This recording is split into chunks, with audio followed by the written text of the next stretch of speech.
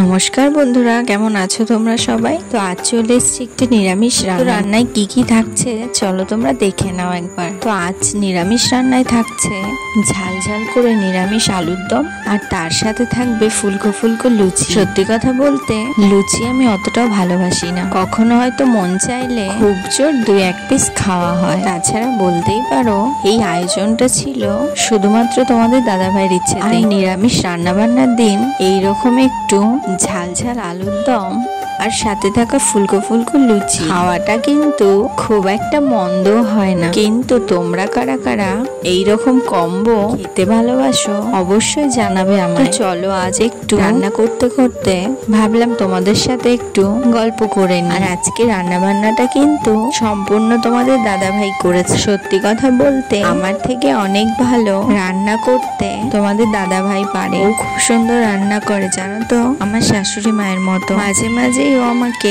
রান্না করে খাওয়ায়, কয়জনের স্বামী বা এরকম রান্না করে খাওয়ায় তার বউকে। আমার বিয়ের পর ঘটে যাওয়া একটা ঘটনা আজ তোমাদের সঙ্গে শেয়ার করে নিই। বিয়ের সপ্তাহখানিক পর সকালেই ঘুম থেকে উঠে ভীষণ প্রস্তুতি নিয়ে রান্নাঘরে ঢুকেছিলাম আমি। আর জানো তো আমার শাশুড়ি মা না অনেক কিছু বাটতে পারে। এই ধরো লাউ পাতা বাটা, শাপলা ফুলের পাপড়ি বাটা, সিম বাটা, কচু বাটা, এমনকি শুটকি মাছ বাটাও। তারপর আর রান্না বসিয়ে দিলাম আমি। প্রথমে বসিয়েছিলাম ভাত, তার মধ্যে দিয়েছিলাম একটি আলু সেদ্ধ। আলু সেদ্ধ যে মাখালেই বাটার মতন হয়ে যায় সেটা তখন মাথায় ছিল না। তারপর আমি বাটার উপরে আলু সেদ্ধ, লঙ্কা ভাজা, লবণ, সর্ষের তেল, তার সাথে দিয়েছিলাম কিছু কালো জিরে। তারপর আর কি শাশুড়ি মা বাজার থেকে এসে বৌমা রান্না করেছে দেখে সে তো ভীষণ খুশি। তারপর যখন দেখলো যে মেনুতে আছে গরম গরম ভাত আর তার সাথে আছে